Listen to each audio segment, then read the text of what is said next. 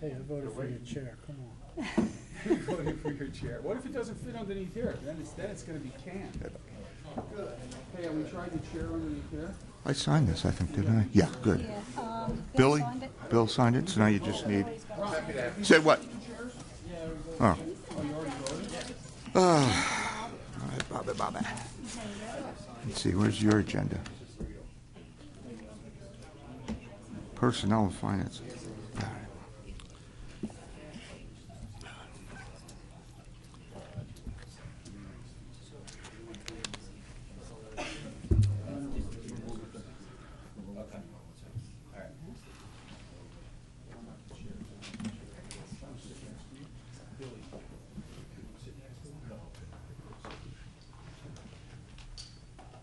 Good, good, awesome.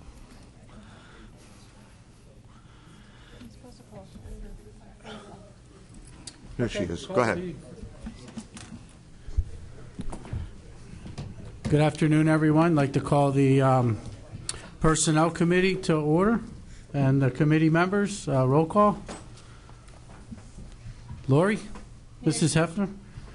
Mr. Kraft? Present. Mr. Heckman? Here. And myself. The first part on the, first of all, anyone from the public would like to speak? Now would be a good time. Come on up.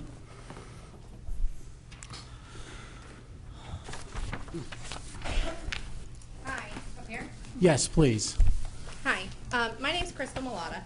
I am from the Nazareth area, and I'm here in regarding to the voting at Kenneth Woods Elementary School. And I have just one question I want to ask you guys.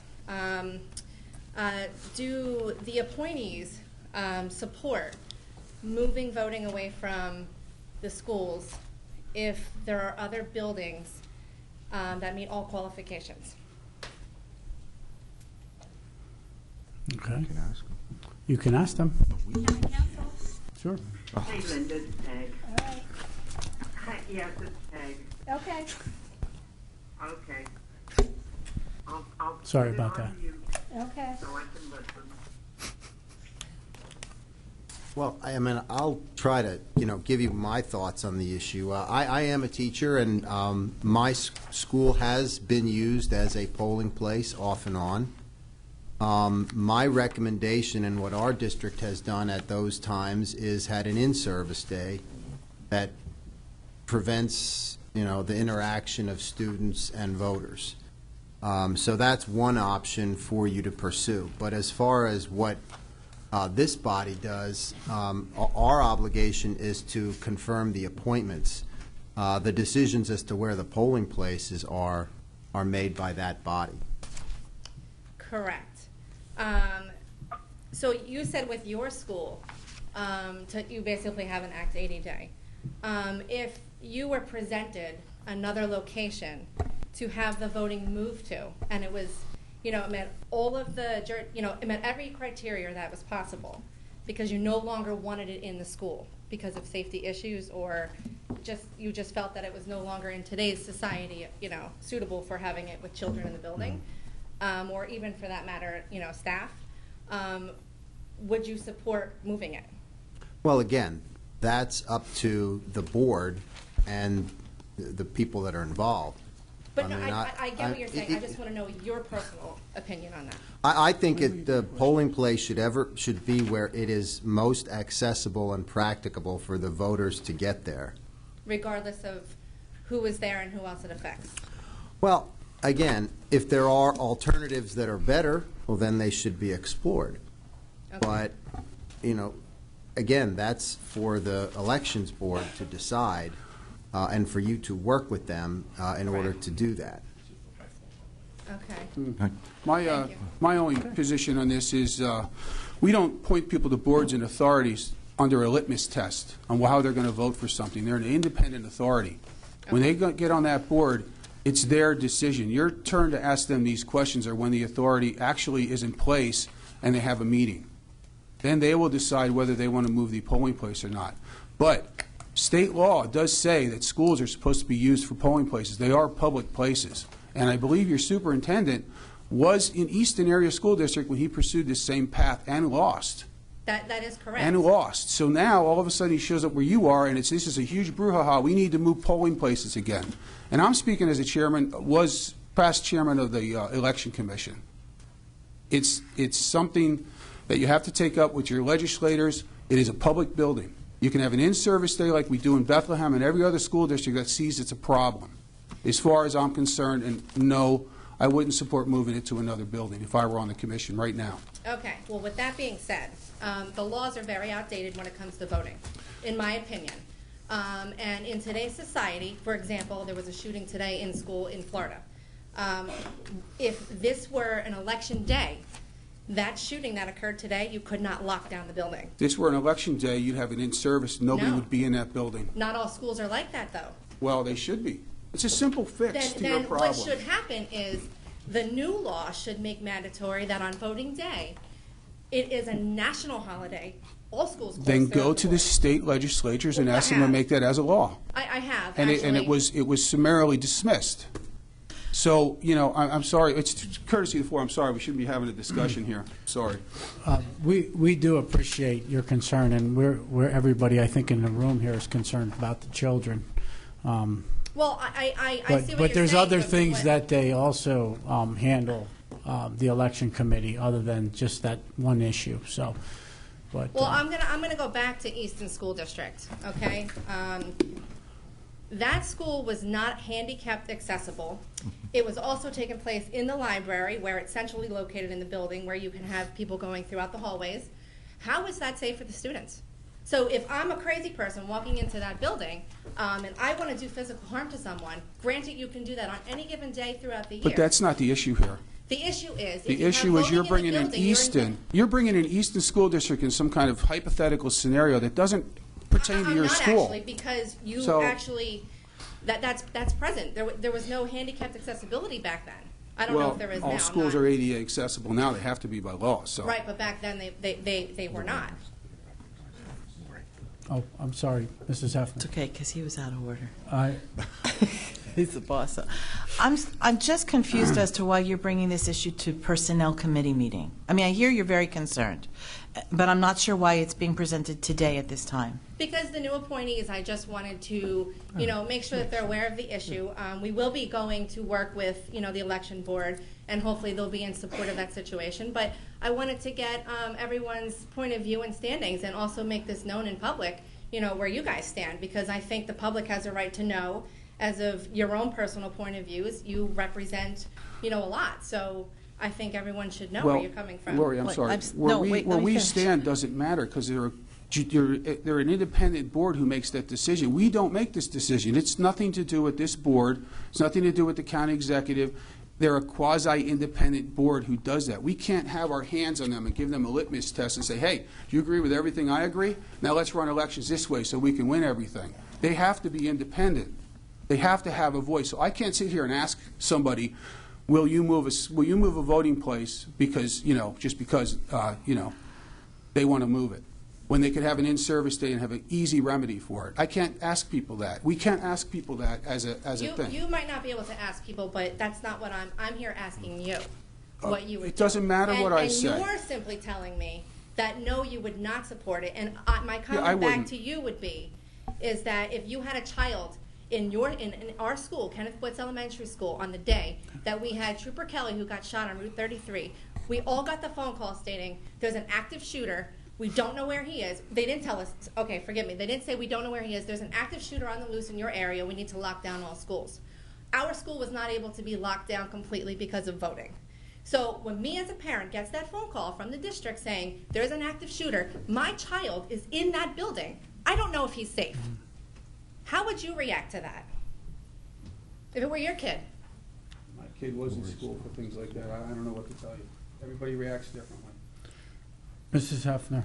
I just want to get back to what I was saying, is that I hear your point and I hear your concern. And I think for you to poll us each individually at this time might not be the best way to do this. And I'm happy to speak to you, but not during Personnel Committee. Okay. So if you, because we have that situation in our school, we were open, and we have a way that we have created it as a safe place that doesn't affect the children. So if you'd like me to talk with you about that privately, I'm happy to do so. Absolutely, I love that. Because I hear what your concern is. But again, I think we have business before the I committee. think mostly all the members on the board probably feel the same way.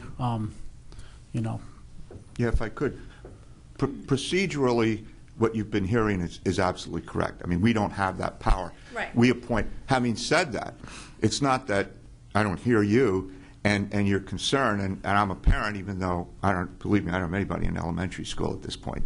But the thing is, it is something that I would recommend you do take up with our election board when these people are on.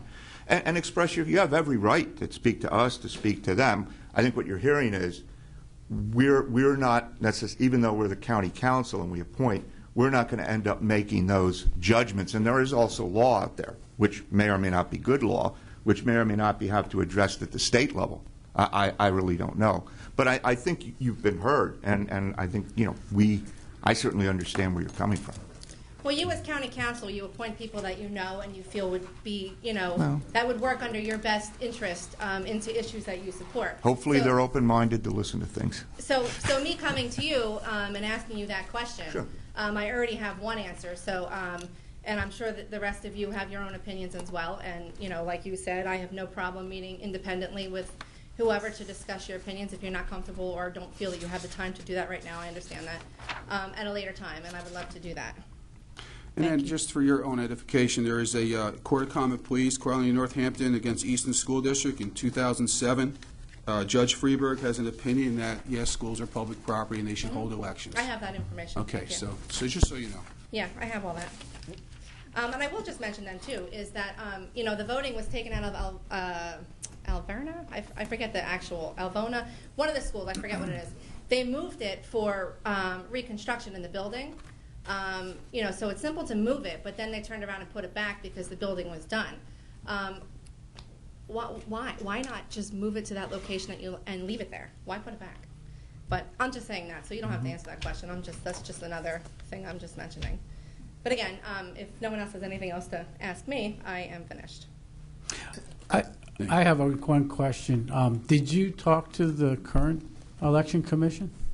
I have spoken to some people that were on the board. I don't know who actually is all being appointed back, but one person that I spoke to is in very much support and doesn't see why anyone else would be unsupportive. You know, but that, you know, she has, you know, voiced her, you know, opinion on that and actually got very emotional on that conversation. So she was supportive, but she's not the one that's coming back. I'm just curious. Sure. Yeah. Okay. And Mr. Cusick. I just wanted to make one last comment, and I think what's truly unfortunate here is I can remember when I was a student and there were polling places in my schools, that those were actually mini field trips where we got to go on and have a learning experience where we saw the log book and we looked at the old lever machines and voting, and you know, students had a real opportunity. To learn, it was definitely educational. I think that an educational opportunity here is also being lost. So that to me is disappointing. An educational, you know, the teachers are teaching that. They do learn it. You could, you know, theoretically, you can, you know, have them do a craft project, build their own polling booth, and teach them that way. There's other ways of introducing it through education. But, you know, back then you didn't have as many school shootings as you have now. Like I said, there's one today in Florida. And there was another school district today that was closed because of a threat. There was another school district that was just closed the other day because of a threat. There are too many issues that are going on in today's schools that if there's another building that can take on that voting polling place, why not move it? Why not protect the kids before the crime happens instead of waiting for, you know, the incident to arise to where you can turn around and, you know, say, oh, we had the opportunity to move it to the fire department where it would have been better, and we didn't, and now we've lost students and faculty over this decision that could have been prevented. So, you know, again, I don't want to waste any more of your time, but It's a good learning experience. Thank you very Yes. much for your time Thank and you. your passion. Thank you. Next up, question. Yes, sir. Oh, we're still on the, Courtesy of you the, want to come up to the podium, sir?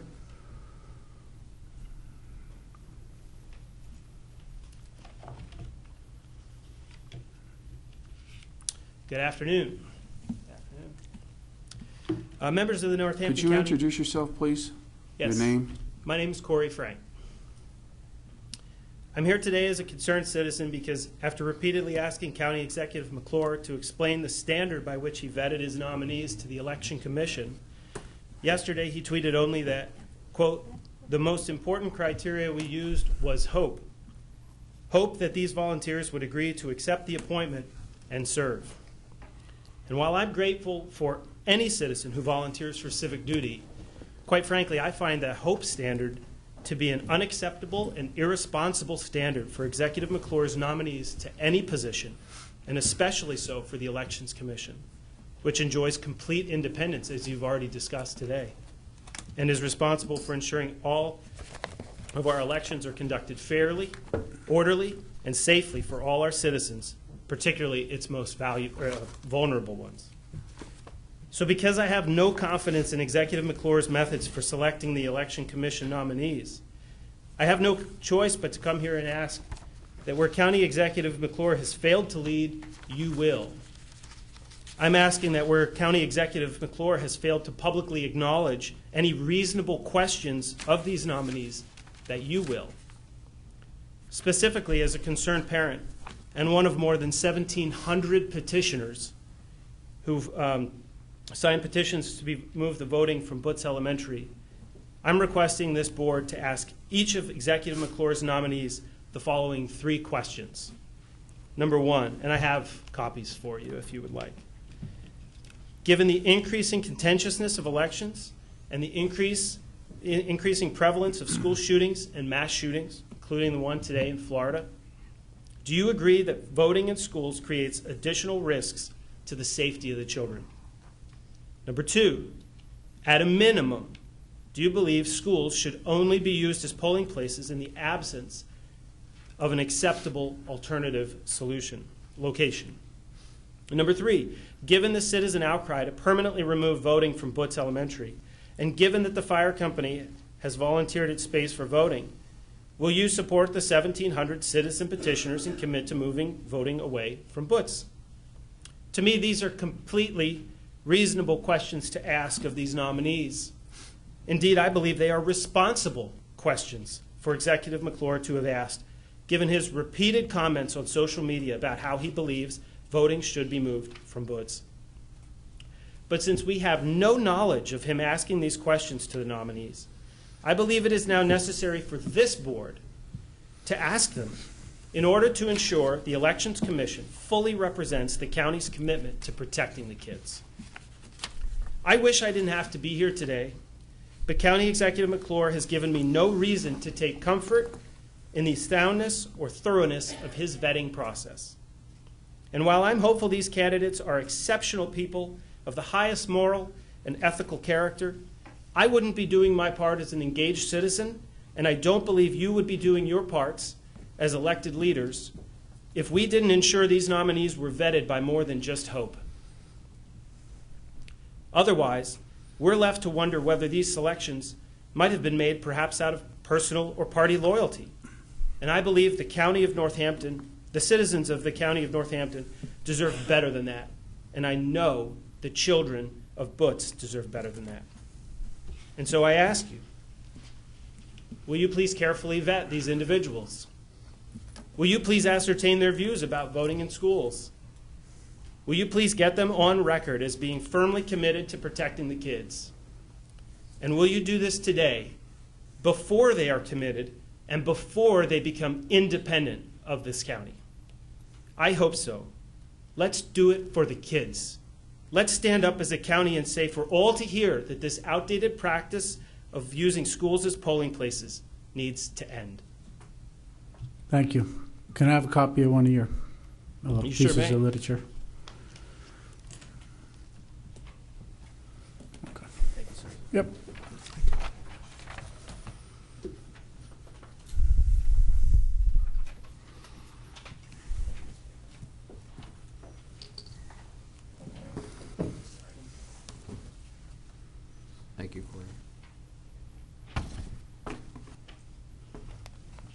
Thank you very much.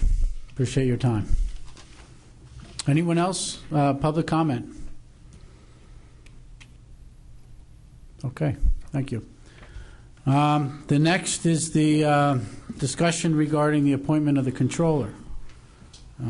3 applications were received by the deadline of January 29th. And the 31st, the members of the Personnel Committee met to review the applications. Mr.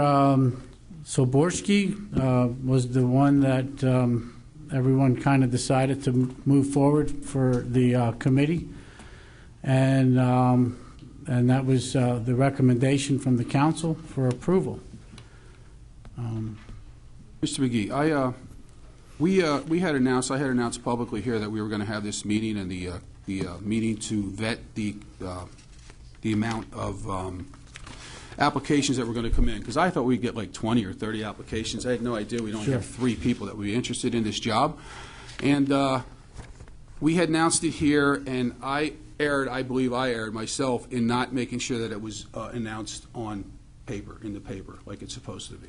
So I'm recommending that we just go over the 3. I mean, I know who everybody recommended and why. We didn't really take a vote. It was just kind of a recommendation because we wanted to pare it down for council so we wouldn't have 10 people standing there and everybody asking questions. And there ended up being a lot less people than I had thought. So in light that it wasn't advertised, I think it could be construed as a illegal or a Sunshine Act or some kind of violation. And, my fault. I'm new. As president. I've been here over there in the corner, but everybody else had to deal with this. So we're not following up and making sure that the staff had published it. I think we should just go over the 3 applications if you want. Absolutely. And whatever, you're the chair, but I feel we should do that. No, absolutely. Let's do it. Let's do it. So all the council committee people, they all have the resumes in front of them. If you open up your paperwork, you'll find the resume for Mr. Andrew Tupone, Mr. Hayden Phillips, and Mr. Richard Soborski.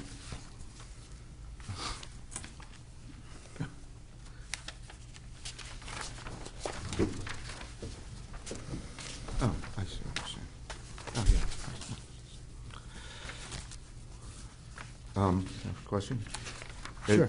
Are any of the individuals here and would like to come up and speak? I don't know if that's how you want to proceed. I was thinking, I think what we want to do is we want to go over these resumes, and we'll do a public opinion on, we'll vote on them in front of everybody, and we'll go over the first one here. We'll look at Mr. Andrew Tupone. All right, and I know we looked at it before, but let's take another look at it again.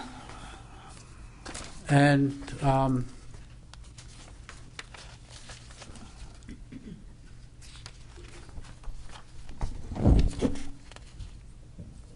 what we could do is take a vote. We'll take a vote on Mr. Tupone to move. May I say something? Hold on, Peg's on the phone. Peg has precedence over. Peg, hold Wait, on, Peg. Go ahead. I just think that this whole thing should be held for a little bit until it's been published in the paper, till it's been really advertised. I think just an announcement at county council or something, I never even saw any of that it was due. So I just feel the whole thing should be done right. Thank you. Thank you, Peg. I'm going to object right now. I have a right to object. My name is Bernie O'Hare. I have a right to object to a perceived violation of the Sunshine Act at any time. And the reason I'm objecting is to point out that before you conduct a vote on who you recommend to the full body of council, that you should open it up to the public so that any member of the public has an opportunity to be heard concerning the 3 names that have been that have the 3 individuals who have put themselves forth as possible controllers, so that any member of the public can speak either for or against any of these individuals. That way the public has an opportunity to be heard. I'm sure Mr. Spadoni will agree that this probably solves any problem with respect to the Sunshine Act. Yeah. Absolutely. And that's my objection. I appreciate your comment, Mr. My O'Hara. initial caveat is that there is a timeline of 30 days.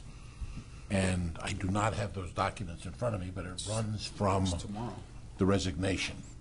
That would have been the first Tomorrow. meeting. If it is not done within 30 days, then it is subject to the following: either a petition by county council members or 5 or some number of registered voters to the court. Okay. So I would caution you in that regard to be circumspect, to have that met so that you meet your obligation within the 30 days. Okay. May I ask the... And to Peg's position, I don't know if Peg was here at the meeting. I think she was on phone when I announced how we were going to do it, and there was no objection or anything at that time that I was going to convene a committee to meet and go over these applications, because I didn't want everybody to be vetted in public, and why, somebody's not being chosen, because we were going to put 2 or 3 up for county council to review for the personnel board. Mm-hmm. This meeting has been advertised that we are going to do the county Tonight, yes. control. It's been advertised, Peg. It's been in every paper and everything. Everybody knows we're going to do this. So, the committee did have a recommendation for one person, and we can do this and do the same thing. But like Mr. Spadoni says, tomorrow's the day. Mm-hmm. And, for not having that advertised, I don't believe anything was done maliciously or any kind of other thing to put this council under some kind of spotlight that we're intentionally doing something wrong when we're trying to pick a new controller.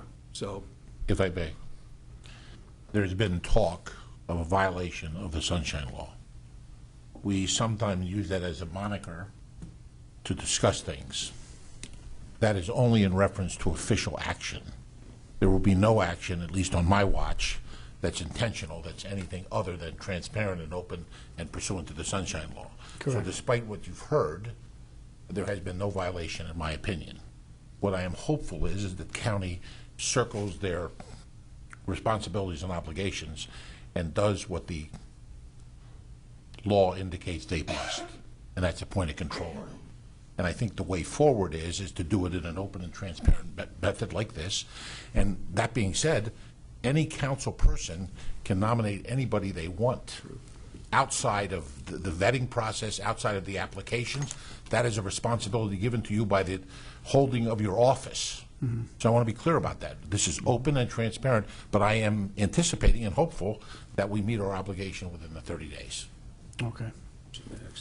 Mr. Heckman. I have two things. One, for the solicitor. It was mentioned about the idea of courtesy of the floor, public being able to speak to this matter. From your perspective, is speaking to this matter when we have our council meeting tomorrow,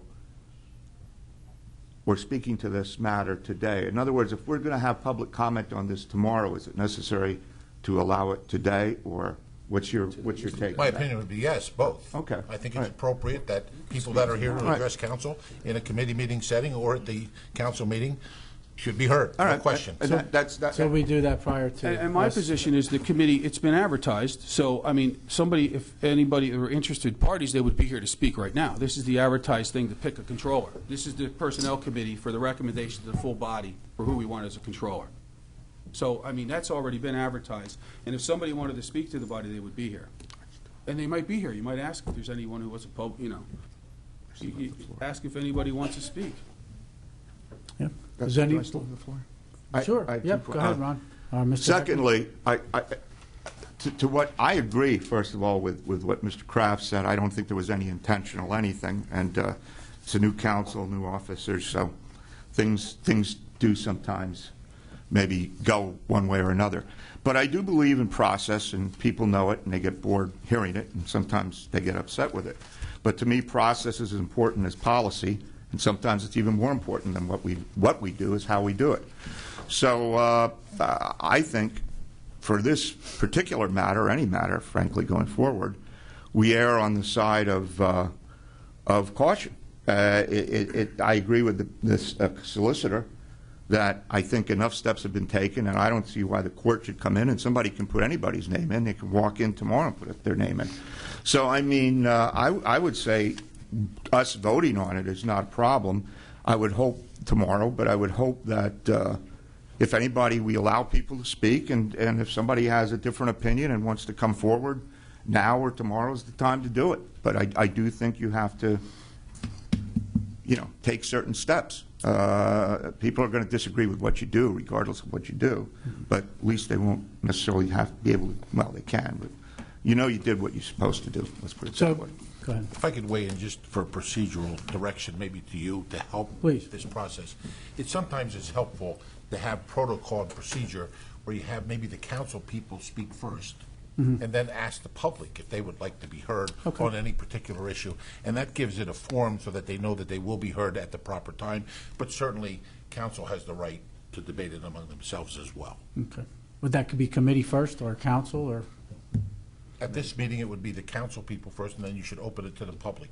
We need to be sure that we're complying with being open and transparent on steroids. Okay. Would you like one at a time?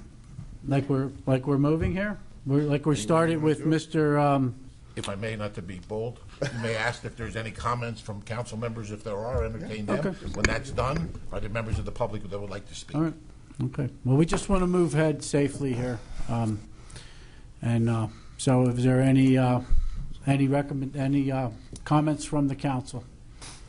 Mr. Cusick. Well, since we're going to do this on steroids, I'll do my best Barry Bonds and Roger Clemens impersonation. Baseball.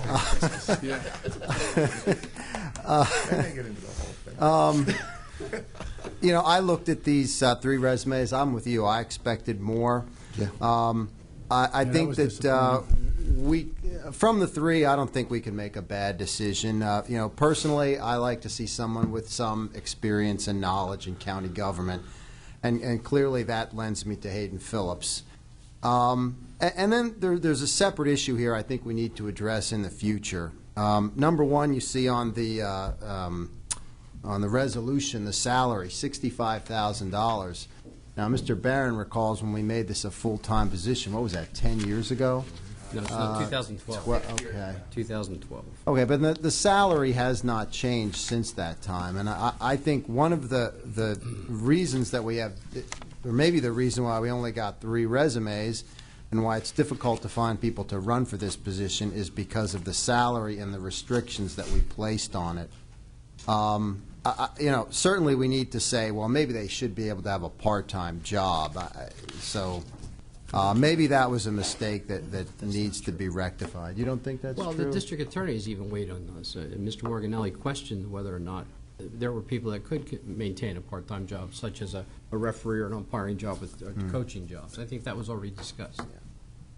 All right. Well, anyway, I think that's unclear, and some people may have discouraged some people from applying. The other thing is that I was kind of disappointed to see that in our meeting packet we got a recommendation with a name already in it. In the past, when we've done this, it's been a blank name, and then we've been able to make nominations. So that was a surprise to me, and that's my comments. Thank you, Mr. Cusick.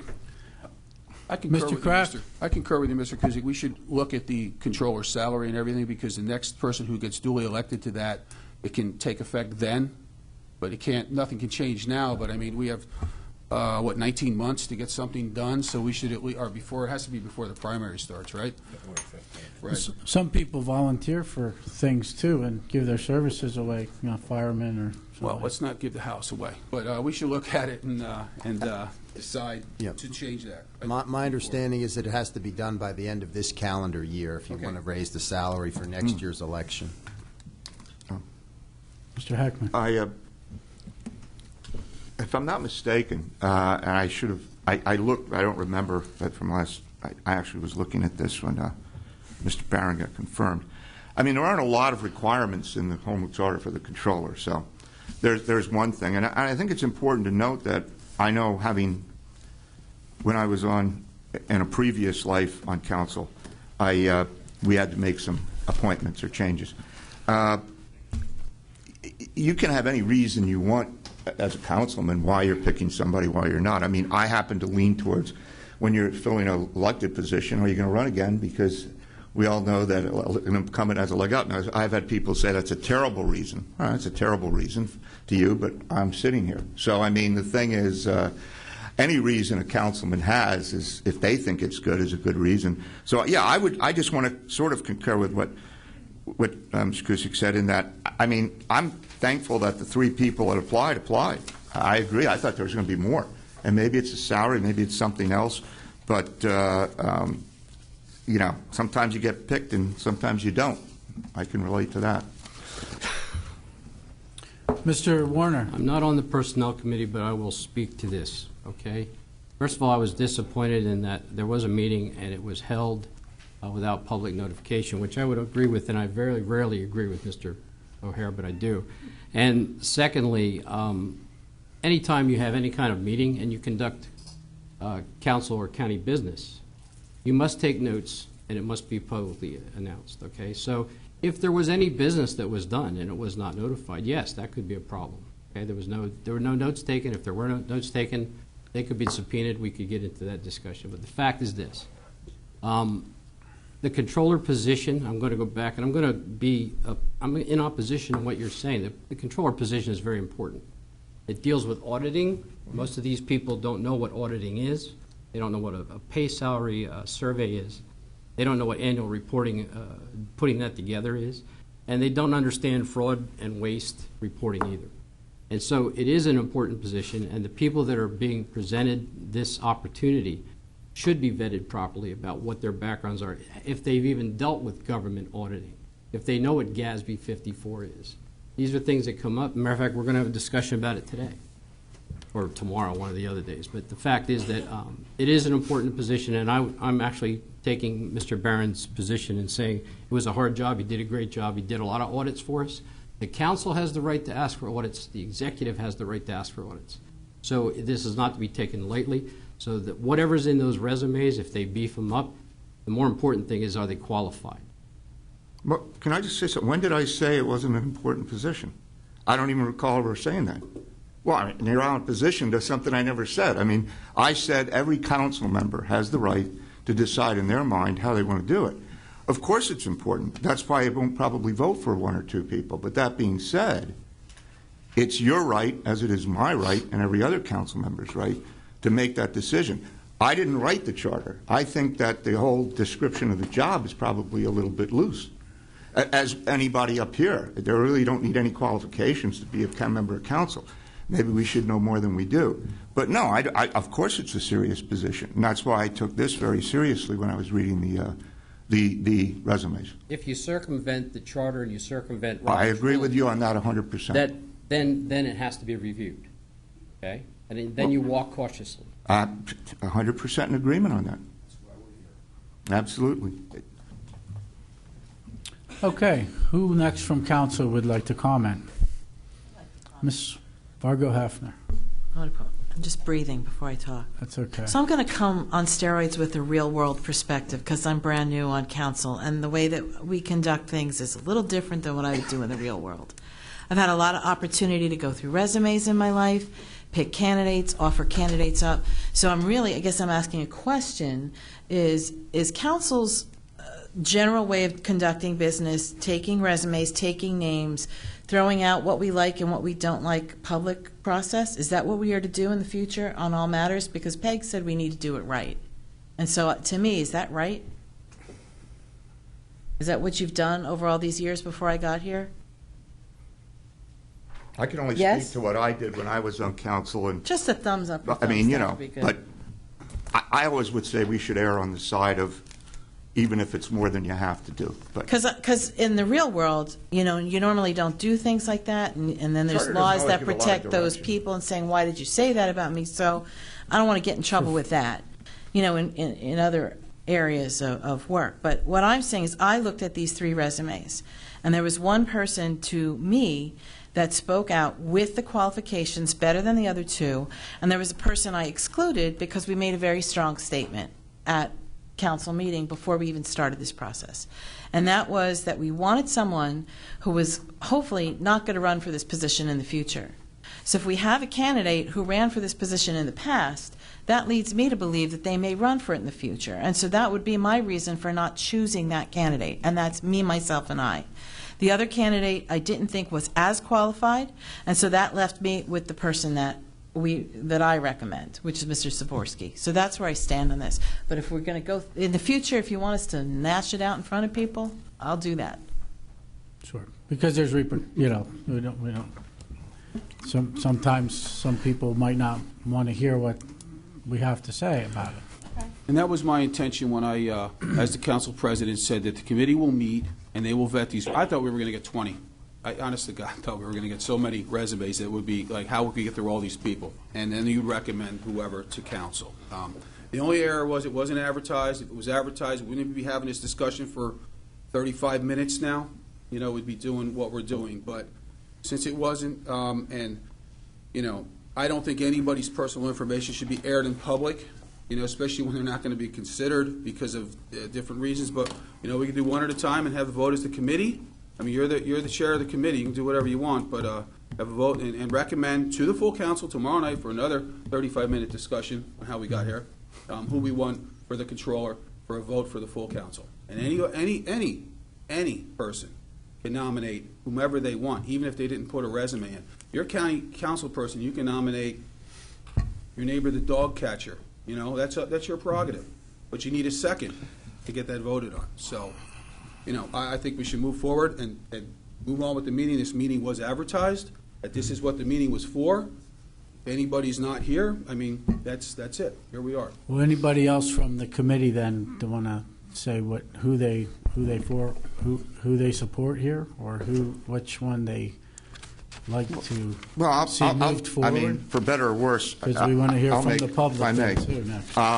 I probably actually mirror a lot of what Ms. Vargo said. First of all, two of the resumes I thought stood out more than the third in my mind, and based on factors I've already mentioned, I would lean towards Mr. Zaborski.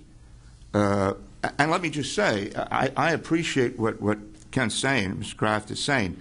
The last thing you want to do is embarrass somebody or something, but this is a public office, and people are putting in for it, and I would just say to anybody who wants to put in ever for, you heard about, I always think some of the committee appointments are thankless for citizen boards, and you've heard some concerns. So, but if you're going into whether it's elected office, and this is an elected office, whether you're being appointed or you're running, you better put on your stronger coat, because you open yourself up. And our job is to pick someone, which means we're going to publicly air some of this stuff. They should be aware that that can happen. Maybe if you do decide not to do that as a person, fine. Another councilman say, hey, why did you do this? Or I was here at that year and I didn't see you. You better be prepared for that. So that's all I have to say. But I would lean toward Mr. Zaborski based on what I just mentioned to you. I reviewed all the resumes, and I also feel the same way. I feel Mr. Zaborski was a little bit more over the top with his qualifications based on his resume. I guess now we'd like to hear from anyone in the audience or in the public that would like to address council on this matter.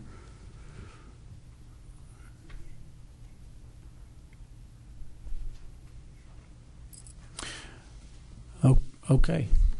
Ms. Vargo? Yeah, she can hear. Mrs. Ferraro? I'm not on the committee. No, I know, but you're here, and we want to hear what you have to say. You're here, sort of. No, I'm fine as long as it was done procedurally correct, and I'm fine with Mr. Zaborski. We don't want to do the wrong thing here at council, and we appreciate everybody's experience keeping us in line, including the folks and everybody here. Thank you. Okay, so is there any of the candidates here in the crowd? Would you like to come up and introduce yourself?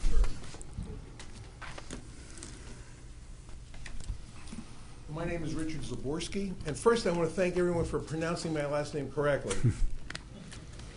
I do not plan to run for this in 2 years. My idea is to fill in so we can have an open election in 2 years, and then you can decide next year what you do about salary and things like that, but I am not interested in running.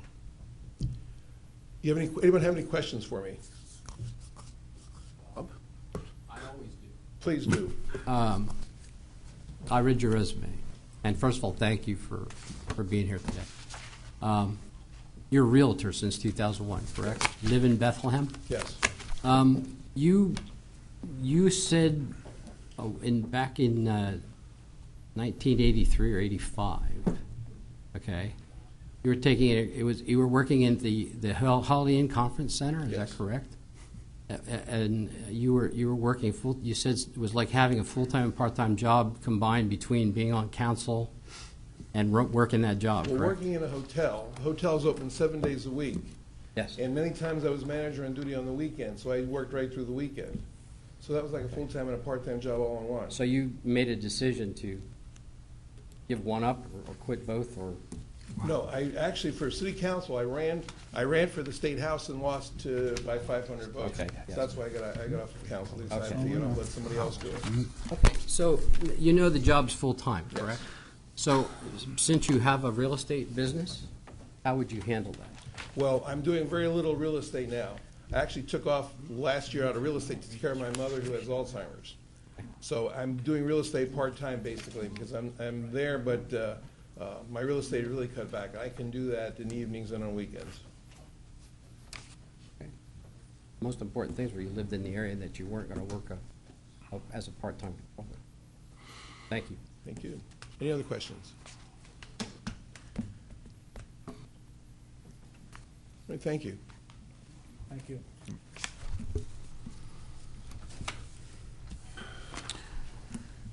Okay, I'm going to ask one last time, make sure we're on a safe path here. Does anybody else have anything else to say regarding this issue? I guess there's also going to be tomorrow night. You'll have another opportunity. Okay, Mr. Solicitor, are you satisfied with the way we handle things? I would tell you that my review of the Home Rule Charter says that you fill it under Section 105B1 by resolution, and we're going to do that in an open public setting. And I'd like to make a motion or recommend Mr. Sabolsky as a person that we put forward for controller for tomorrow night to the full body. Okay. All right. Second? Second. All in favor? Aye. Sure. Okay. To move Mr. Saborski to tomorrow night's meeting. Okay. Thank you, everyone, and the public. Okay, moving on. We have some county executive appointments and reappointments. We will go through them in order. We have quite a stack here. Yes, we do. Bill, may I say something before? Absolutely. Go ahead, Ms. Ferraro. Okay. I have no objections to any of the people who have been nominated for anything. My only concern is with the GPA, for the first time ever, we had a resignation, so we had an unexpired term. There was some question as to how that unexpired, who gets to choose to fill the unexpired term. I and Mr. Lucius, the attorney for the GPA, reached out to the county council solicitor and to the county solicitor, and neither person gave him the courtesy of a callback. Now, be as it may, I really feel I cannot vote on that one position, not because of the person in it, but because of the disrespect that was given to our own attorney. So other than that, I'm fine with everybody. Does anybody want to comment on Mrs. Ferraro's or respond? Should we wait till we I get there? received an email from Mr. Lucius that was addressed to me and to County Solicitor Melissa Rudis. It was several pages. I immediately forwarded that to Clerk Zembo, there was a request in there for me to opine in reference to activities and appointments of the General Purpose Authority.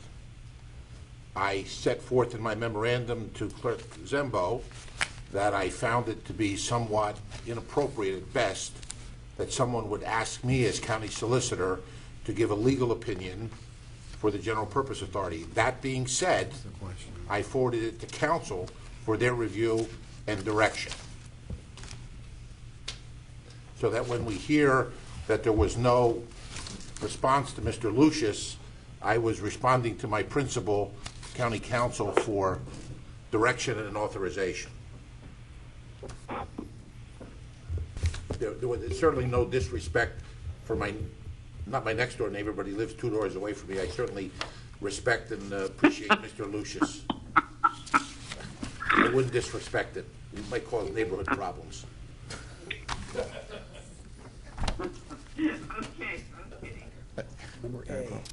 Okay. Moving on. Number A, Airport Authority Board. Submission for the following for appointment to the Airport Authority Board. Mr. Glenn Reedman. Mr. Reedman is being considered for a 5-year term to begin December 31st, 2017, and to end December 31st, 2022. Motion to move. Motion. Motion. Second. Question. Discussion. Discussion. And this would go to our solicitor. I've raised this issue before, and since there's been someone complaining about these 5-year terms, if you look at the county charter, it's section 1102D, I believe, or 1002D. Where? 1002D. 1002D, I believe it was. Authorities, boards, and commissions. Okay. Term in office, what does it say? Would you like me to read it? Yes. Term of office. The term of office of a member of an authority, board, or commission shall not exceed 2 years, but a member may be appointed for additional terms of office. Yeah, and this appointment, I brought this up before, and it seems to have been, ignored. And then I had somebody else complaining about it recently with regard to the GPA. So I guess my question is, how can we make a 5-year appointment if the charter prohibits us from making ones for more than 2 years? The answer is you can't. I like that answer. Very simple, right? My question is, how come you approved appointments over the last 15 years of your life for appointments over 5 years? If you can't, how come all of a sudden this is an issue? I mean, every authority and every board has a different time structure to let them rotate. Absolutely. So, as you know, I sat there and had that question myself, because I read that more than once. And so, through the years, we were given the explanation that the Municipal Authorities Act and its manner of appointing in terms of office, because it is a state statute, trumps our charter. And it's the Municipal Authorities Act which calls for the terms of office in our appointments. So that's the basis of the authority for doing it. And there was a good reason why you voted yes all these years. Spend money litigating that issue, let us know. Yeah. Okay. Well, and perhaps maybe the charter should be reviewed. I think that's a good idea, John. Well, and in fairness, what John's saying, I mean, since 78, I believe it was 79, that many errors have been found in that charter, to say the least. We won't get into the history of how the charter was even put together and why some things were written and why some things weren't. But needless to say, I always say that law trumps the Municipal Act does trump the charter in certain areas. But I agree, certainly could clarify the charter. Motion and a second for Mr. Okay. So we have a motion and a second on the floor. We got a vote for the to move it.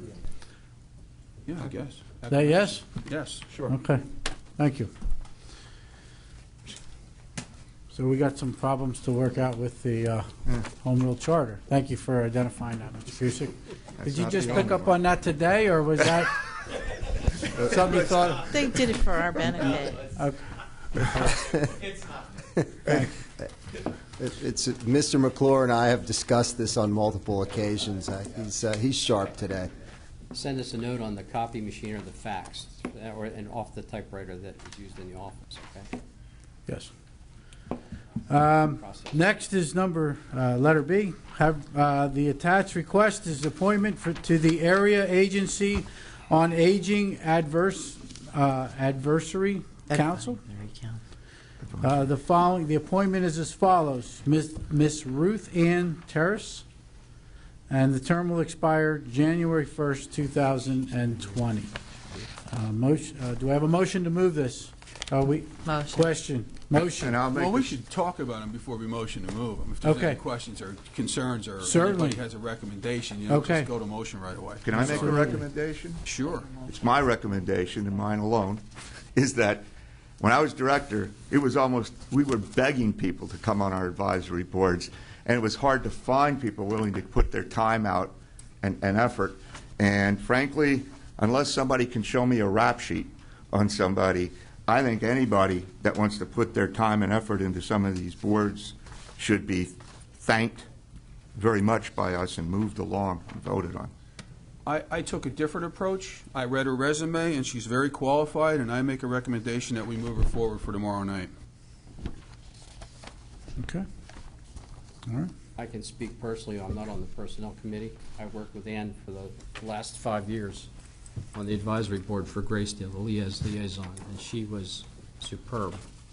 And so if you have any misgivings, I would say put them aside. She's excellent. All right. Great. Okay. I think that is a second. Seconded? I seconded it. Okay. And a motion Yeah. to move? Yeah, absolutely. All in favor? Aye. Okay. Submitting the following individual for council liaison to the Conservation District Board. Conservation District Board. Ms. Tara Sarinsky. I say if you don't vote on this, you're going to have to deal with Tara. So. Everybody knows Tara. Motion to approve. I make a second on that. Motion to approve. Second. People for Two conservation. people There's for two people. conservation. No, there are. But she's the only liaison. Oh, and also for reappointment, there is Jeff Kiefer. Kiefer from Bangor, and his resume. Kiefer. No, there's no resume. There's Yeah, a well, he has a little. there's There's a a resume questionnaire filled out Yeah. from him. Take a minute to review it. I make a recommendation that we move both forward for tomorrow night for full council Second. review. Okay. All right. No discussion. Second. All in favor? Aye. All right. So moved. There's 5 of these. Submitting the following individual for appointment to the Election Commission. Appointment of Kathy Fox. There's 5 of these. Ms. Fox is being considered for the 2-year term, begin December 31st, 2017, and to end December 31st, 2019.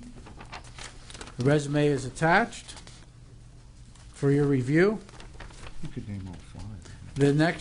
The next appointment for Election Commission is Ms. Hornick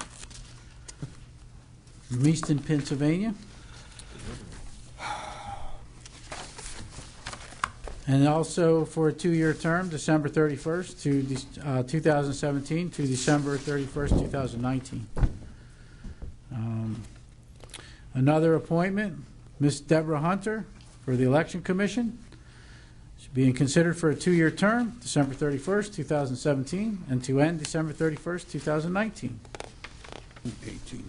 There is a resume attached for your review. And for a reappointment to the Election Commission, Mary Diggs, Miss Mary Diggs from Bethlehem, is being considered for a 2-year term, December 31st, 2017, December 31st, 2019. And also for reappointment, George Treisner for the same term. And this would be a reappointment. I would like to, Mary Diggs, I was on the Election Commission as I was chairman. She was on then. I highly recommend Mary. She's always done the right thing and works diligently for it. George Tresner, I know he was on the Election Commission now for 2 years, I think, or 4 possibly. Kathy Fox, Modena Hornick and Debbie Hunter. I know Deborah Hunter personally. I think she'd be a wonderful addition to the election commissions. And I move forward with these 5 for this term to be filled because they're having a meeting pretty soon. Is any of these folks here tonight? Is anybody here tonight from these appointments? Okay. All right, because we were asked to ask them some questions, but they're not here. Mr. Yes. The resolutions will need to reflect that they are 4-year terms. They're 4-year terms. Yeah. Oh, stand corrected. They're 4-year terms. That's right, it concurs with the executive. I make a motion that we recommend for a 4-year term for the 5. I'll amend my motion. Okay. Can I? And you'll have that fixed for tomorrow, right? With the vote on the amendment. I just want to speak for Kathy Fox. She's a wonderful person, and she's a very committed and dedicated woman. She'd be great on this. Mr. Heckman? I'd like us to forward, what we said before was, everybody I thought was accurate, but I think we can forward these questions to the election board and tell them that we had concerned citizen that came and asked these questions, and sure, they can take it from there.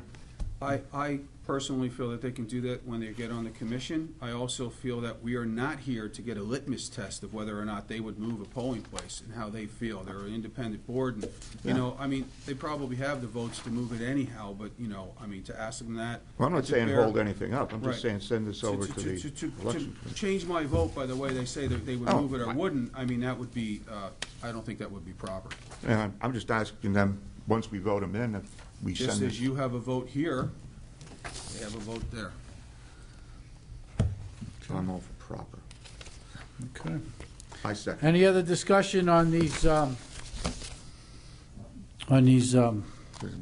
recommendations? We don't have Yeah. Appointments. discussion. Mr. Kusick? I would just urge these nominees to work with the public to put the polling places in the safest, most accessible places for each municipality that's done in a way that meets the needs of the community. Well said, and I agree. Agreed too. Okay. I had a motion. Okay. Second? We'll have comment from the public. Comment from the public, absolutely. Apologize. Comment from the public. Please come up to the podium if you have comment. Please. And please be brief. I just have a question for Mr. Kraft. Sorry. Like the Cheese Corporation. Sorry, my apologies. It's okay. So by what standard would you feel that we should be setting for these nominees? These people are all eminently qualified for these positions. Your litmus test of what you want to see and what you want to achieve is not under our, you know, I can't ask them, hey, are you going to do it this way? If you don't, I'm not going to vote for you. I can't do that. No, but I'm so, I I'm mean, not you know, asking you to do that. these people are qualified. They're volunteering for the position. I feel, in my heart, they're all going to do the best job that they can. Some of them have been on. Some are reappointments that have already been there. You already know who they are because you've spoken with them. So I think I have not. You have not spoken to the election commission over No, all this time of bringing these petitions and everything in. You didn't. I haven't. I'm not officially associated with the PTA group. That this has come to light for me, and I've come forward because I'm concerned. But I didn't even know until just before this meeting who the nominees, were for this. Well, that's generally how it works. We have they nominate, the executive nominates people that he feels best suited, and they come to us, and if we see some egregious thing that they're, have 3 heads and, shot up a school or something, we don't approve them. I mean, you're calling people's integrity and whatever so you want me to ask them questions to fit your mold, and I can't do that. So I can't answer your question. I'm simply asking you, as the chairman of this council, or the president of this council, what is the standard that you're using? I mean, this is an incredibly important board. May I just make a point, if I would, is that just by recommending them doesn't mean they're confirmed. Correct. That doesn't happen until tomorrow with a formal vote, and hopefully most of these people will be here, and you don't know what will happen then. That's all I can say. I appreciate your time. It's I wish there was that Mr. Kraft had a better answer. I wish that Mr. McClure had better answers as to how he was going to nominate, how he chose to nominate these people. But we will take this to the board as it continues and wherever it needs to go. But the one thing I will say from earlier was that I do think it's important that the county takes a stand, because while I recognize that it's easy to say the school district should just be the ones to do this, the problem with that is that they're having to react where I believe the county could proactively act. And I completely disagree with your view. This can be completely fixed in one stroke of a pen, saying we're having in-service days, teacher in-services days that day, and God knows you have too many in-service days already. So you can just swap one around and have an in-service day, take all your energy and all your stride, or whatever you've got going on, and take it to the superintendent of the school board who went down this path last time and lost, and tell him, have an in-service day. Get off your hands and have an in-service day like you should. Protect our children. So, and that's, correct me if I'm wrong, and it's but finished. In that same judgment that you referenced earlier, the county was supposed to move the polling location. That I believe there was an element of that judgment. I have no idea what that is. Go ahead. I had the privilege of being the county solicitor that handled that case in 2007 in front of Judge Freeberg. That was not the case. That's a misstatement of the facts. Well, at least that's not what I've seen in the doc. I mean, I have to go back and review my notes. I would ask that you do that. But I just think that the public deserves to know the standard by which these people are being. We had the discussion about the controller just a little bit ago, and I think, frankly, these are very fair questions to be asking of Executive McClure and of the council itself. That I appreciate you taking this seriously, but thank you for the question. I'd really like you to go to your superintendent and have him have an in-service day. With this much energy, it'll get done in 2 weeks. Because I think everybody here cares about the children, and it's all about their safety.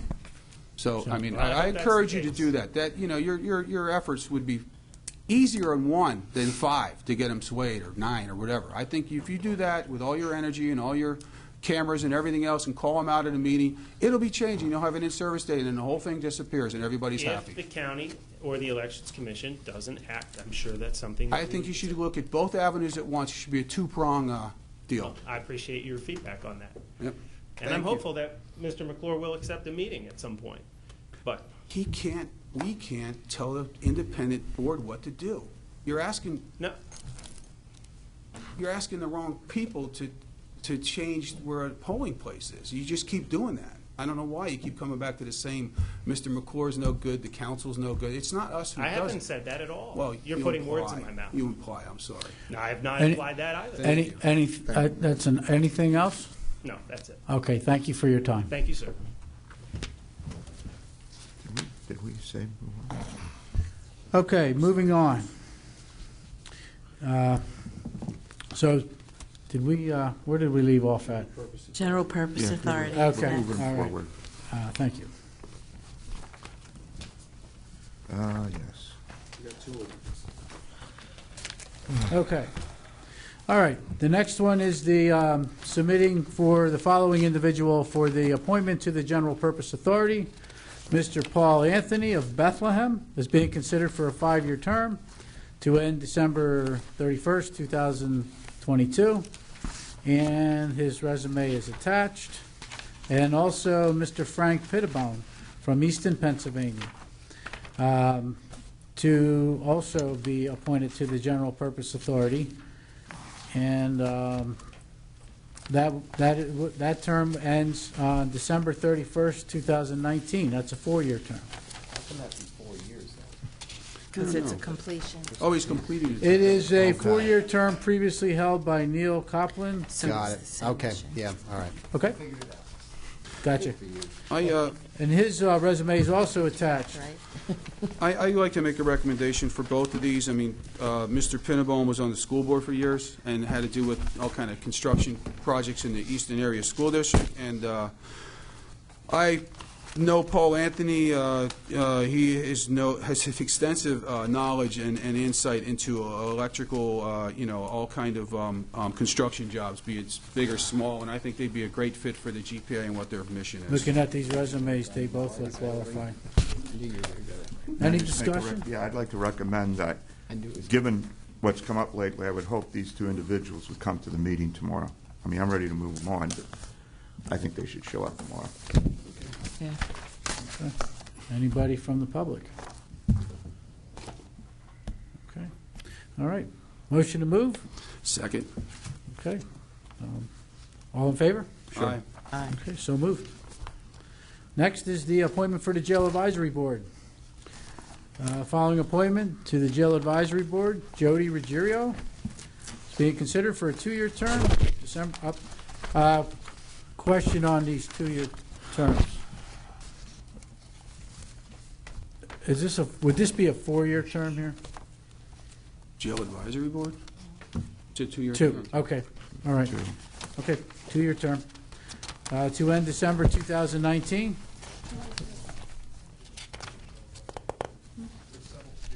Yeah. Yeah, there's several of So them. there's Yep. 1, Yep. 2, 3, 4 reappointments, 5 reappointments, and 1 new individual. Yep. Edward Boscola for a 2-year term. Sharon Gatterson, Penargil, 2-year term. Daniel Hood, Bethlehem, 2-year term. Robin Rivera from Northampton, 2-year term. Michelle Santiago, 2-year term, Jail Advisory Board. And that completes the Mr. McGee, I've worked with every one of these individuals, being the county liaison to the Jail Advisory Board for the last 6 years. And I recommend everybody, and the new appointment, Jody Ruggiero, I highly recommend her. It's great that we're doing this. The reason why there's so many of these, the last executive decided not to reappoint any of them. They were all there just waiting to be reappointed for a long time. So Okay. this is long overdue, and I'm glad they stayed. It's you know, it's not fun being in the jail for that meeting. anyone from the public? Comment? Okay, motion to move. I'll make a motion. Okay. Second. I'll second. All right. All in favor? Aye. So moved.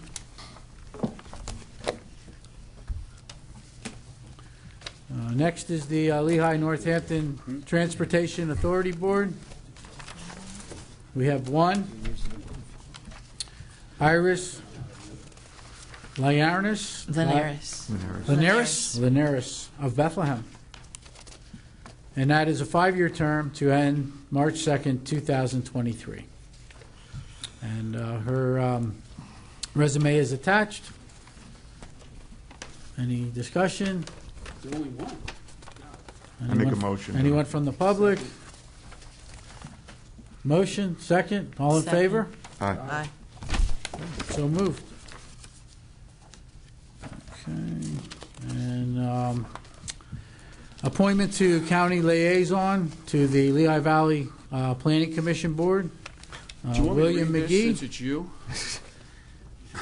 We also have Gerald Yob, and his resume is attached. Yeah. And Mitch And McGilsky. Mitch McGilsky. McGilsky. Thank you. Of Wind Gap. And his resume is attached. He's got a long resume. Got another one. Deborah Bodine also you have? And Deborah Bodine. Her resume is attached. Okay. Any discussion? Well, I recommend you for some reason, so I'll recommend you. Everybody here, Mr. Yob, I know from being the mayor of Remusburg for 50 years or whatever he's been. Mitch McGlosky, I mean, I concur with the executive's appointments here, so I make a motion that we move these forward. Okay. Any discussion? Yeah, having been the council liaison years ago to this board, it's a lot of time, a lot of subcommittees. So anybody that wants to do it, if you like their resumes, I'd say by all means. Okay. Anybody from the public? All right. Motion to move. Motion. Second. Second. All in favor? Aye. So moved. Thank you. I'm honored. Okay, appointment for the Mental Health Early Intervention and Development Programs Advisory Board. Jean Morgano of Nazareth. It's a 3-year term. Her resume is included? Motion to accept her. Okay. Second. Second. Any comment from anybody? It's probably your most overqualified person ever to take a position. Awesome. Like that, okay? And committed. And committed, yes. That's what we need. All in favor? So Aye. moved. Aye. Okay, so moved. Next is appointment for retired employee representative. Submitting following individual, retiree appointment to the Retirement Board, the Honorable Jerry Seifert of Bethlehem. And the term is a 2-year term to end December 31st, 2019. His resume is attached.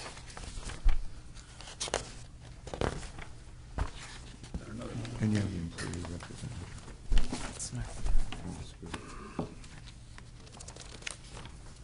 I don't have that one. And his resume. Do you need a motion? Just bear with me here a second. I got paperclip issues. Okay, that's next, right? Okay. Oh, that's included in this one. Okay, and also we have Thomas Guth. Thank you, Mr. Heckman. And that is also Here to a serve. 2-year term. Questions? I have a comment. I've noticed that all the ones that the county appoint and the county boards that aren't run by the state are all 2 years for some reason. So, see how that works? That's probably following the home rule charter, Mr. I Cusick. see. Yeah. Good pickup. That's why they've been 2 all the time. So, and then the other ones are all, different variations. So, You keep banging that drum, right? with that, I recommend these 2 nominees for appointment to the authority, Okay. to the retirement board. I'm sorry. I second it. Second. All in favor? Aye. Aye. So moved. We have the appointment to the Revenue Appeals Board, Carl Longenbach, and that is a 2-year term, with a resume included. Also to the Revenue Appeals Board is Tom Sedor, with his resume included. And Mr. John Weiss, resume included. Questions, discussions? Motion. I have a motion. Motion to move, second? All those in, Second. so, thank you, Ms. Hepner. All those in favor? Aye. Aye, so moved.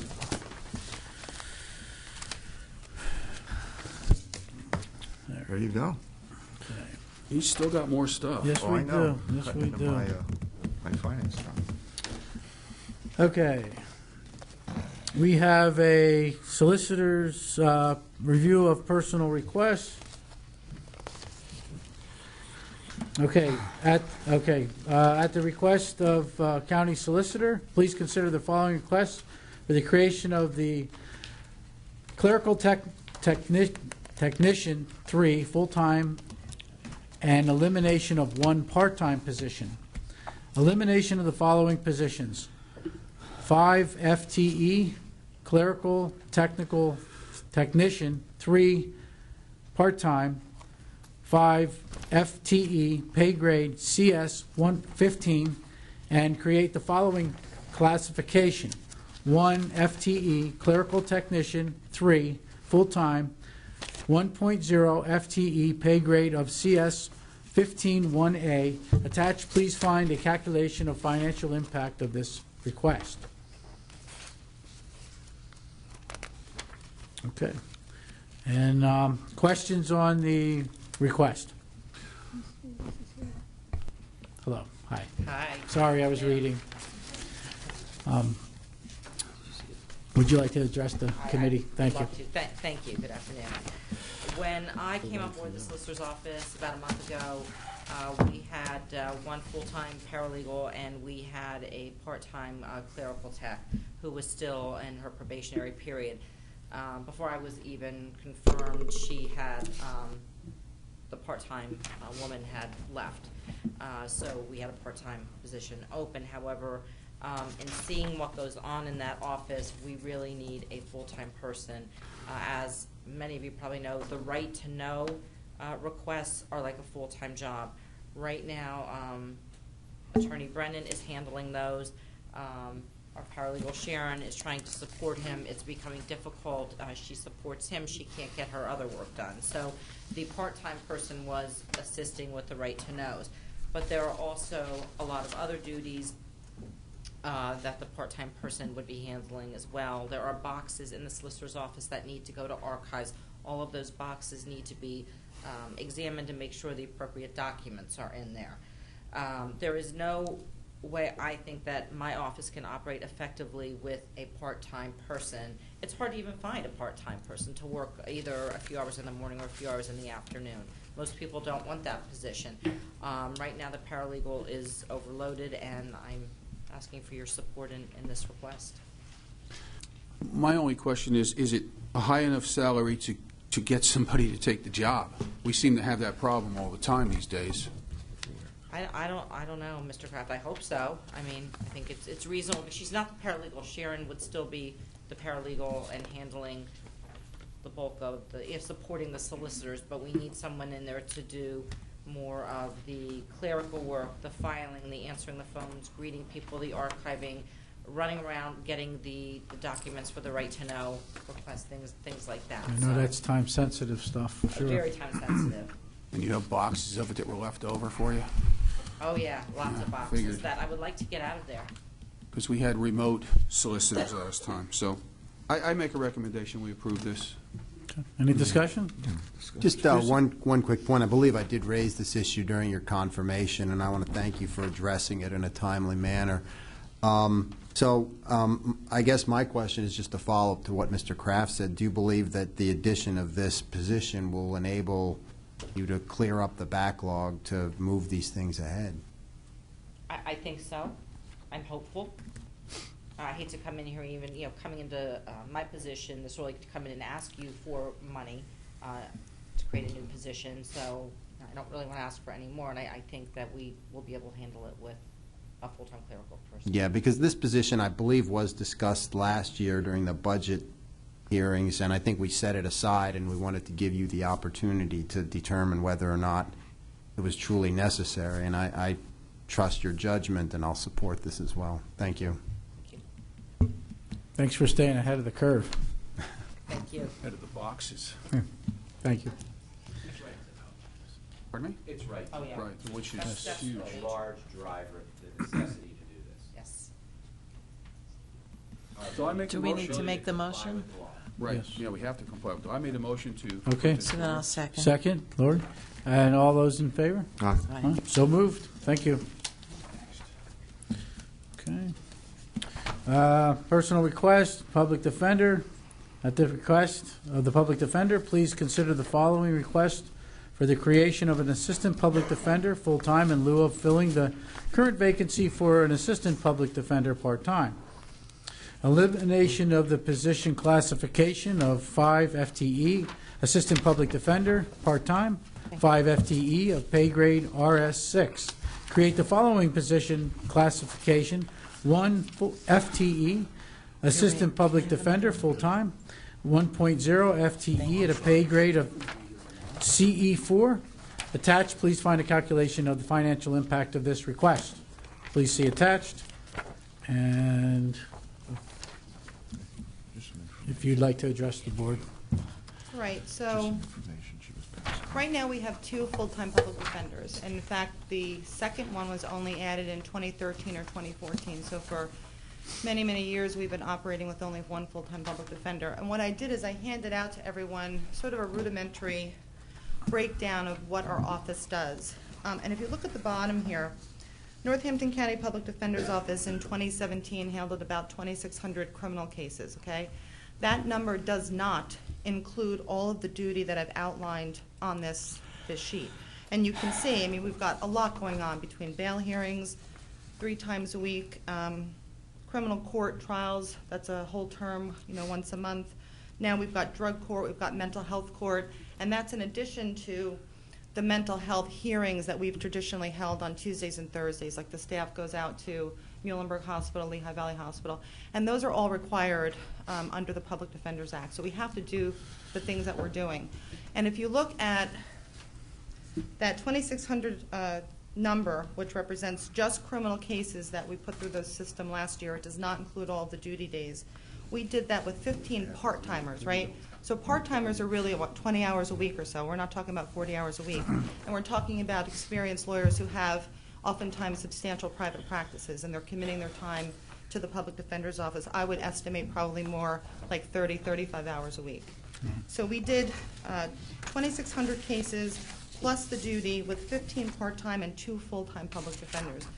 Lehigh County's number is 5,200. That includes all of their bail hearings, all of their PFA contempt matters, all of their mental health duty, all of that. So we're right about the same, right? We're both third-class cities. We're right about doing about the same caseload, but they did it with 5 part-timers and 15 full-timers, right?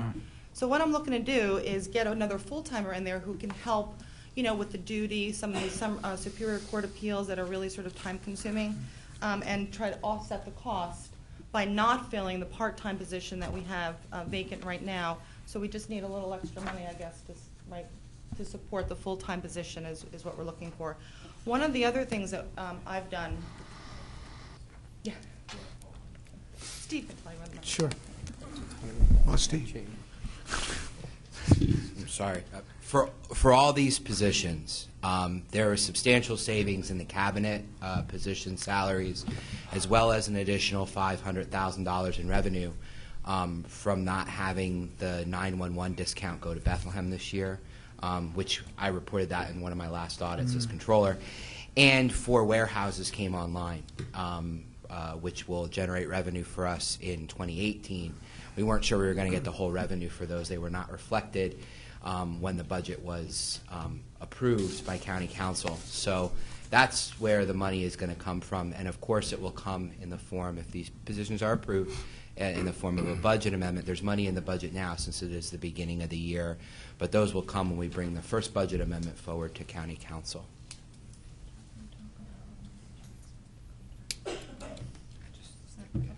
And the other thing I wanted to add, too, is remember that our public defender's office, we've got a lot of really talented, qualified people. We handle about 80% of the criminal cases that come through the docket, right? So, and those numbers come from Judge Zito. He is the criminal administrative law judge, so I rely on those numbers.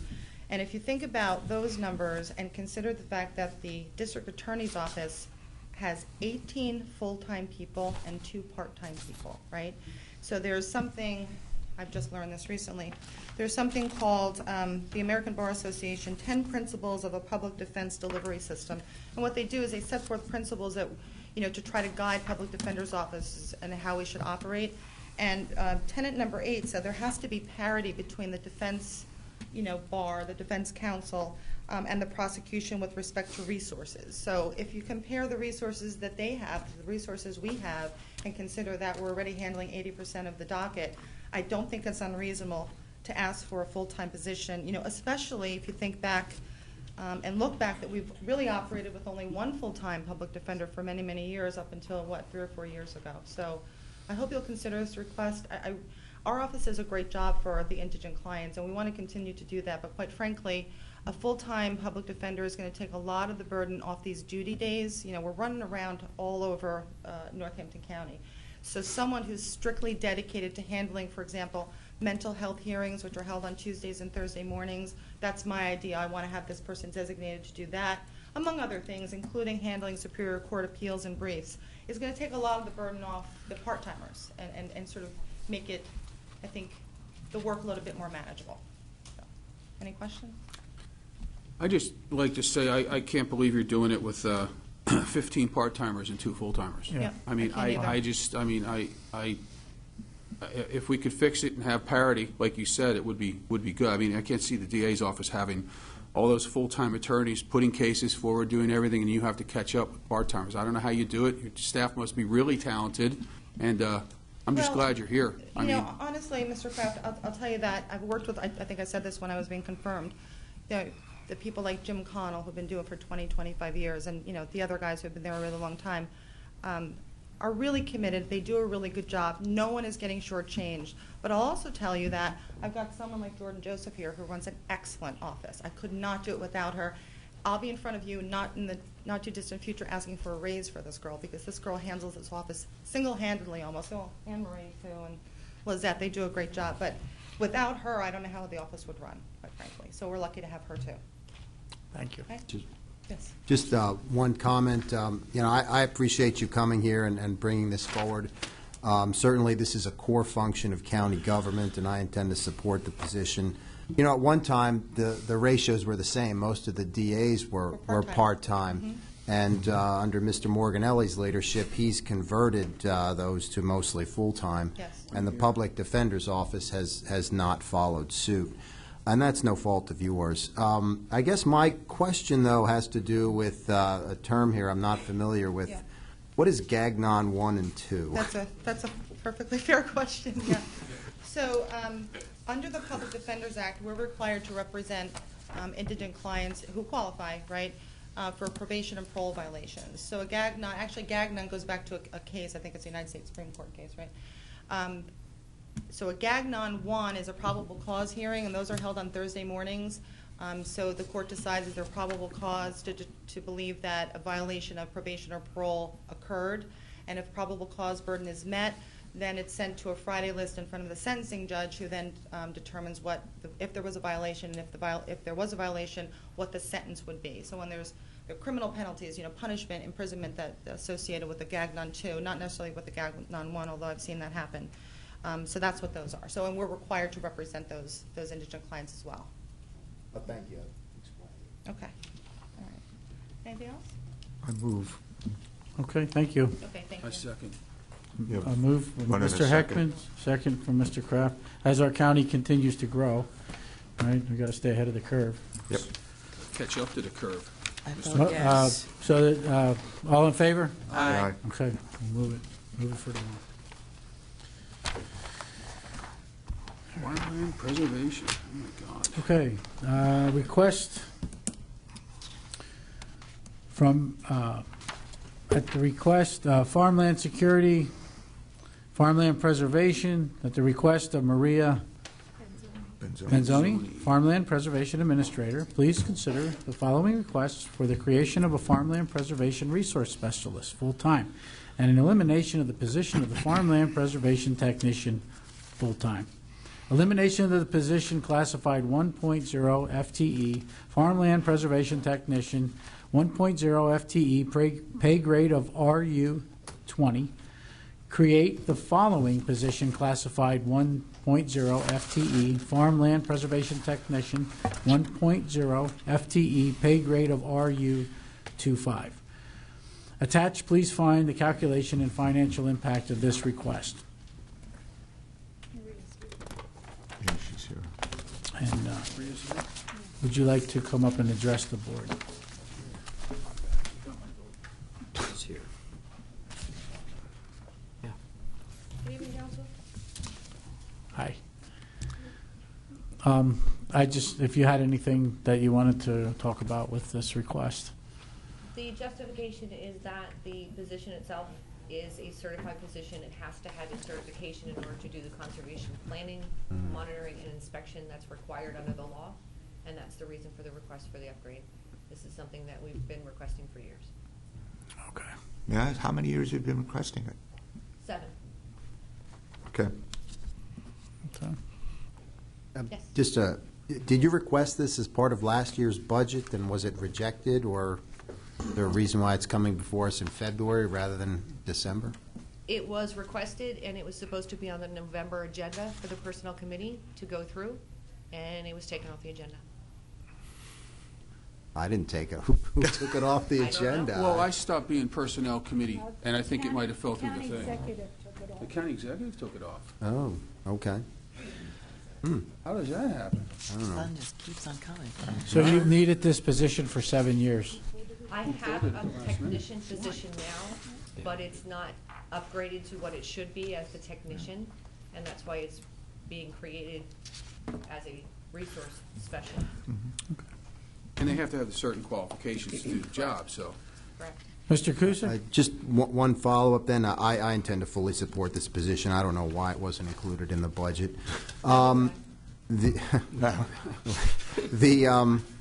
Last year, at the end of the budget process, we did amend the farmland preservation to significantly increase your budget for preserving farms. Have you been able to get any word on what the state match will be? The state match, actually, the meeting to determine that is tomorrow in Harrisburg. So we should have our allocation and state match funds, the amount, by March 1st. Okay, good to hear. Ms. Hefner? Yeah, I just had a question. I think you probably just answered it. The difference between the pay grades is because of the certification? The difference between the pay grades is that position is remaining in the union, but they're trying to adjust the salary to accommodate the requirements of the position, yes. Thank you. Make a motion, we recommend. Okay. I'll Second. second the go ahead, Lloyd. Second? Yeah. I'll second. Okay. All in favor? Aye. Thank you. Thank you, Council. And let us know if the So executive moved tries for to take it tomorrow. out. Thank Let us you. know if the executive tries to take it out. Mr. Thanks for your due diligence. Nefarious executives. Mr. Chairman, before we, I was just wondering if the executive could indulge a quick question. You did fill most of your cabinet, but as of yet, we still haven't heard anything about the sheriff, the director of court services, or the director of corrections. Do you have anything to report on that for us? I do not, except to say that with respect to corrections, Mr. Buskirk is helping us transition and in such a way that I can be patient with respect to finding a warden and then filling the director of corrections position. So we will get to that. I only have Mr. Buskirk for 6 months, so I promise by the time that he's done, we'll have that filled. Again, the acting sheriff position is good for 6 months. I want to be deliberative in our search. We have not really changed much in the office of sheriff, so we will begin that process very soon. The same with court services. All right, thank you. Anyone else before we adjourn? Motion to adjourn. Motion to adjourn. Lori, Ms. Hefner, Mr. Kraft, thank you, everybody. Thank you. Mr. Heckman? There will be a 2-minute break for water, bathrooms, or whatever, your preference, and then I'll start the Finance Committee meeting. I think it'll be fairly short. We can only hope.